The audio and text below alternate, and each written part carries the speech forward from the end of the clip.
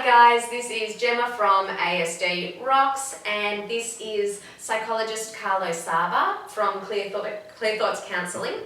Now Carlo specialises in a number of areas, autism being one of them, which is how I know him, but the other areas are cognitive behavioural areas, that's always hard to say, adolescent psychotherapy and psychology, trauma counselling, family therapy, PTSD, relationship counselling, which I think is really important in the ASD world, social skills, anxiety, and so much more. And a lot of this is going to be very relevant to people who are not on the spectrum. So although we're going to stick to very much a subject about the autism spectrum world, a lot of this really does apply to people, especially thinking of ourselves as parents, grandparents, those sorts of things, to take a peek and a look into ourselves and how we manage these sorts of things and how we're doing with the questions that I've got here. There are people that I have in the ASD world, parents now, I'm all about the parents, who have actually chosen not to tell their child that they have autism or are on the spectrum or Asperger's, whatever people like to use. I call it blue elephant's disease because the point is it doesn't matter what you call it. That kid is still that kid. And I actually learned to use all of the words, whether it be Asperger's or autism, to actually get what I needed. So if I wanted my kid in a mainstream school, I would use the word Asperger's, and if I wanted my kid into a special school, I would use the word autism, and it was whatever worked to get me the maximum of what I wanted. But there are some parents that choose not to tell their child. Now, that interests me, because I'm not in that position, so I have no understanding or knowledge of that. But I do wonder how that affects their ability to do the healing that I did.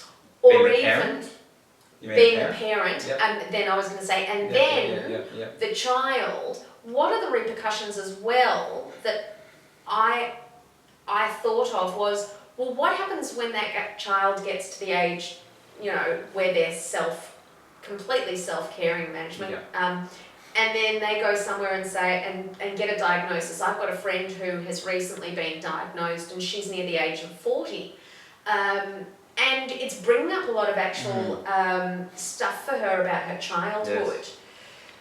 So what's the idea of keeping it a secret from your child from a psychological point of view? Are you trying to protect yourself or your child, or what's... It's a really tough question to answer in its own right because it's quite complex. I'm working with a 72-year-old man who's coming to me for diagnosis of ASD.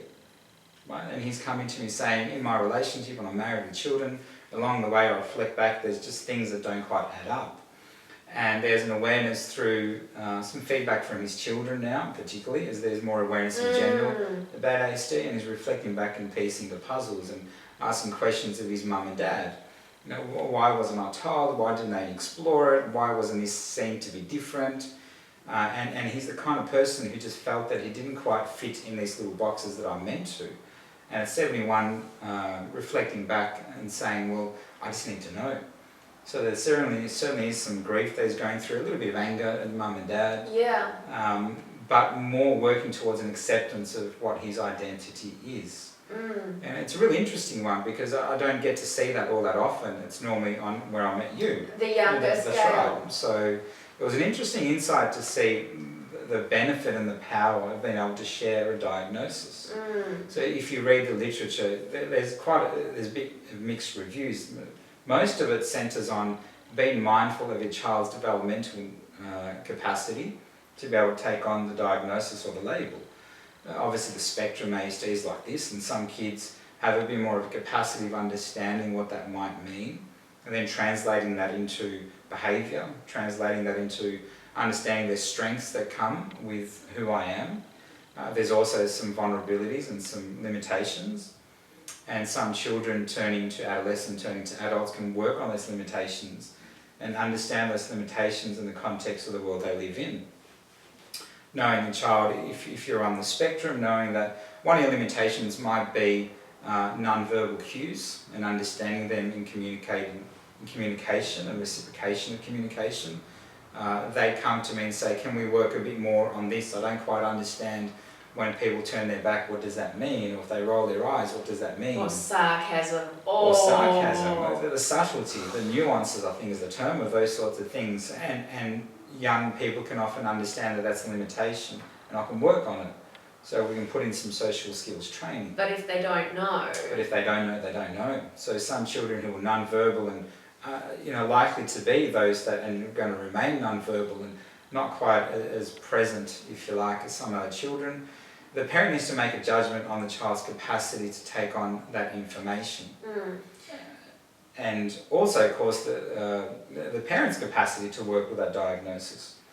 So to come back to your question, a lot of parents don't choose to share because it's quite defensive. I'm protecting my child of being labelled and having the stigma of it. But not necessarily the adult later on. No, there may be some issues later on. And the reason I sort of talk about it is because the first time I was introduced to this concept was when Beau was about 3 or 4, and our speech therapist, maybe he was a bit older than that, sorry, because he was non-verbal at that time, so he must have been 6, we'll say 6. And the speech therapist who he'd been seeing since he was 2 and still sees, she wanted to set up a social group, and she wanted to set up a group of 2, so the Beau and this other child would come, and they would do sort of a three-way thing, Speechy and the 2 kids, and it was really important because Beau was just, and he's still completely, he's a little atom on his own, bouncing off all the other.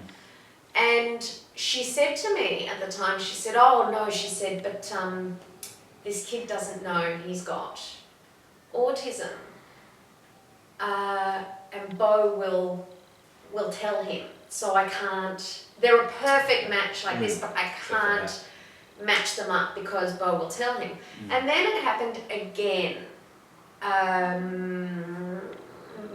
around my mother's 17th, I think it was. There's this lovely friend of my mother's who has a lovely son. And I sort of got excited because he has autism, and I got excited and I said to Beau, he's older than you, he's a bit older than you, but there's going to be another kid there and he has autism too. And Beau, who can only mimic expression, goes,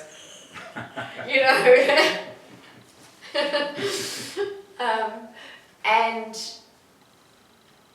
I was saying that as we walked in, and I, sort of felt an arm pull me and say, "Remember, he doesn't know." And then we had to sort of keep this secret, and this kid was older than, so he would have been around, at that time, he would have been sort of 12, 13. So then we had to keep the secret. And, they got along really well, and they spoke together for 3.5 hours about Pokemon or something, Digimon, something. Yeah. But it flips me, it throws me off my axis when I hear about people that don't want to tell their kids, because I wonder what further down the track when I see my friends who are getting diagnosed or people diagnosed later on down the track, and I think it's certainly something to consider. Absolutely, yeah. Is the impact that it might have if they do get diagnosed anyway on their own. Yeah. Well, there's and I validate what you're saying. I think it's an interesting one. It's difficult because each case is quite individual, right? And each reason and each parent. Of course. And each circumstance and extended family, and not everyone's got an extended family, friends who'd be as accepting or mindful or inclusive or as supportive. Some people are quite isolated, don't have family and friends, or they're trying to be supported and don't feel they can fit in. It's quite individual, but I often tell the story. I heard this conversation about a guy called, I think it's Wayne Gretzky, I think is his name. He's an ice hockey player. And they asked him, why are you the best in history? What makes you so much better than everyone else? You're not the tallest, you're not the strongest, you're not the most agile, the fastest. And what he said, the average ice hockey player, in my opinion, runs towards where the puck is. I try to run towards where I think the puck is going.